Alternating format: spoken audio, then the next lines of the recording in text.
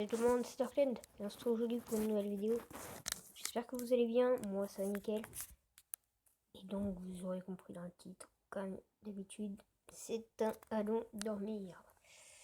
Alors attendez, je vais juste bien me placer parce que là, j'aime pas avoir les pieds qui dépassent du lit. Est-ce que vous êtes comme moi et vous avez la phobie d'avoir les pieds qui dépassent du lit ou du canapé? Ou les pieds devant un trou quoi. Dédicace à une nouvelle mode pour cette phrase. Vu que j'ai l'esprit très mal placé. Bon, c'est parti. Attendez, je vais enlever ma cagoule, je sais même pas pourquoi je l'ai mise. 3 enfants, 3 morts. C'était un samedi soir. Pierre et Marie étaient partis en week-end, en laissant leurs 3 enfants, seuls. L'aîné, Thomas, avait 17 ans. La cadette, Marine, 15 ans. Et la petite dernière, 13 ans. L'histoire commence alors quelques heures plus tard, lorsque la porte de la chambre des 2 parents s'ouvrait doucement en laissant un bruit de grincement accompagner le mouvement de la poignée. Thomas était encore dans le salon, donc le plus grand. Thomas était encore dans le salon. Ses petites sœurs dormaient déjà. Il avait éteint la lumière et zappé les chaînes de la télévision, une à une. Quelques minutes plus tard, le téléphone sonnait et affichait Marie. Marine... Oui, Marine, c'est la... Ah non, Marie, d'accord. Parce qu'il y a Marine qui a 15 ans, mais là, c'est une Marie, tout quoi. Donc, Thomas, écoute-moi bien. Ferme bien toutes les portes. Criait sa mère au bout... Ah non. Thomas, écoute-moi bien. Ferme bien toutes les portes. Criait sa mère au bout du fil. Mais maman, pourquoi? Tu me fais peur. Dis-moi quand tout est fermé. On arrive. Mais c'est bon, j'ai bien vérifié toutes les portes il y a quelques heures. On arrive tout de suite. Garde le téléphone près de toi, nous rentrons. Donc Marie, c'est la mère. Marie avait pris soin de ne rien dire pour ne pas provoquer la peur chez son fils et ça. Chez son fils et ça. Donc encore quelqu'un qui est pas français. Thomas l'avait... Ah non, chez son fils et ça, Thomas l'avait bien compris. Ils appelaient les chaînes pour arriver au flash info. Un homme d'une 50aine d'années aurait tué 3 enfants. Il y a maintenant 2 à 3 heures déjà. Une enquête est en cours. Les caméras filmaient des images de maisons qui se trouvaient 3 rues après celle de la maison de Thomas et sa famille. Le cœur de Thomas se serrait très fort et il ne réconfortait pas en se disant que la ville ne comptait pas beaucoup de demeures, que la sienne était proche d'une forêt. Thomas se précipitait devant la porte, fenêtre, en espérant voir les lumières des policiers. Bien sûr, le meurtrier aurait peur et ne viendrait pas par ici, mais rien ni personne n'était là. Le téléphone se remettait soudainement à sonner. Cette fois-ci, ce n'était pas le numéro de ses parents qui s'affichait, mais un appel privé. Thomas laissait alors la messagerie se mettre en marche pour écouter qui téléphonait. Bah alors, Thomas, pourquoi regardes-tu à cette fenêtre? C'est plutôt à l'intérieur qu'il faut me chercher. Pas mal du tout. Je trouve que franchement ça va bien avec la phrase que je vous avais dite dans le 2 je crois. Et dans le premier parce que moi ça s'affiche comme le deuxième. Parce que j'ai pas eu le temps de mettre le premier. Donc vous vous souvenez de cette phrase?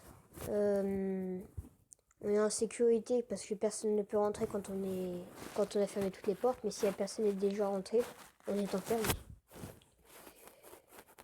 Voilà, comme l'a dit un gars dans les commentaires, la fin de la surprise. Enfin, un commentaire du truc, évidemment. Le commentaire du site, parce que j'ai cherché sur un site que j'aime beaucoup, histoire-horreur.com. Alors vous allez voir, il y en a que 2 où on peut directement avoir une voix qui nous la raconte. C'est Confession d'une mère et l'Halloween du Joker, que je vous ai déjà lu toutes les 2. Ça fait déjà 4 minutes. On a le temps de lire qu'une histoire. On va en lire une autre vite fait. On a le temps d'en lire plusieurs d'ailleurs.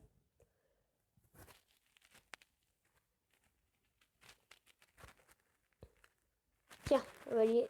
Faut-il tuer un démon? Ah, cool, c'est vocal. Bon, bah alors, je vais pas vous la raconter, vous allez l'écouter. Hein. Mais vu que les voix sont beaucoup plus sinistres que la mienne, vous allez voir que c'est beaucoup mieux. Donc, je me mets bien dans mon lit, hein, parce que là, j'étais sur le canapé avec les pieds qui dépassaient quand même. Je sais que vous adorez ma vie. Donc, on enlève ça. Parce que moi, je suis pas prêt, là. Ils ont des voix tellement sinistres. Après, est-ce que c'est la même voix sinistre que dans tous les autres? Enfin, dans les deux autres. Alors, j'espère que la voix va raconter un histoire. Normalement, c'est un homme qui raconte. Alors, à moi de bien régler le son aussi. Hein. Donc, le son qui était à 0. Donc, faut-il tuer un démon? Page 1 sur 2.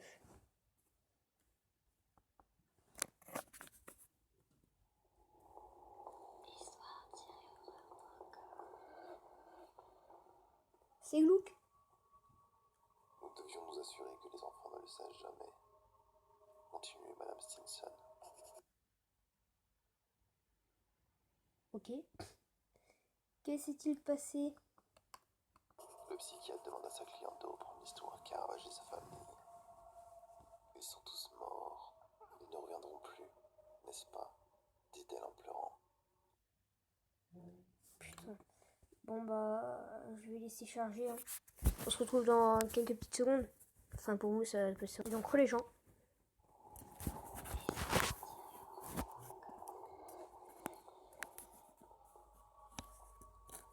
Nous devions nous assurer que les enfants Putain. ne Bon le bah, sachent jamais.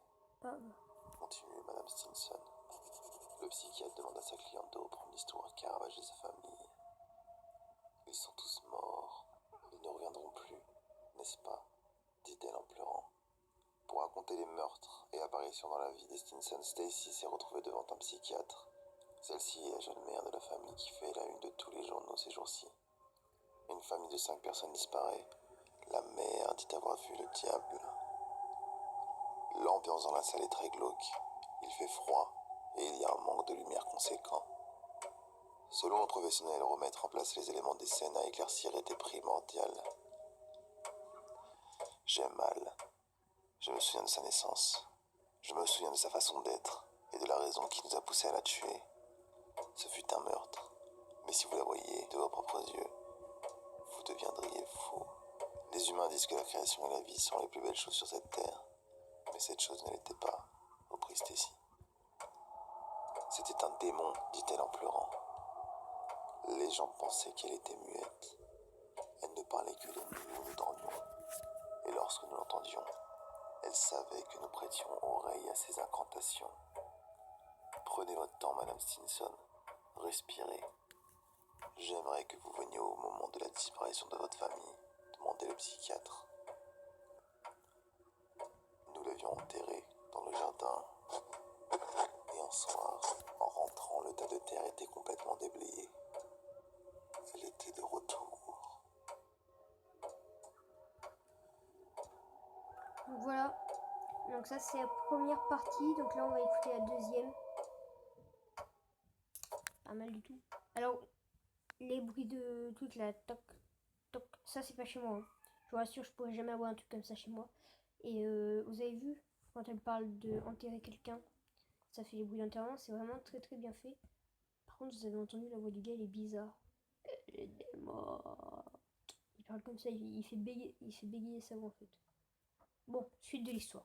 C'est parti.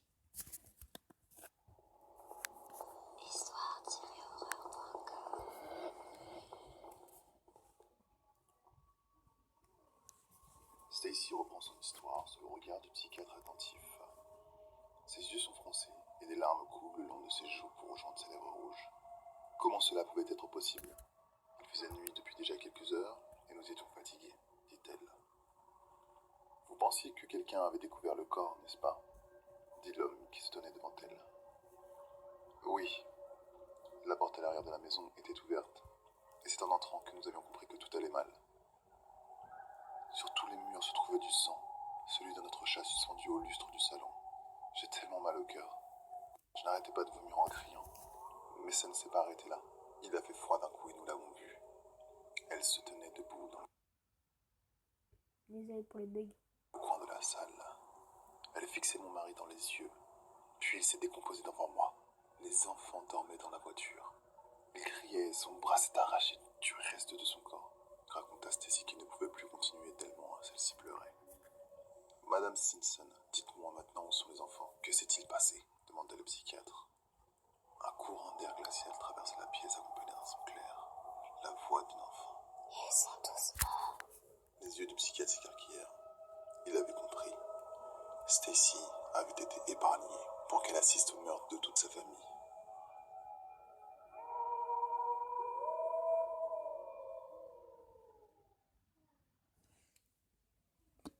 Bof.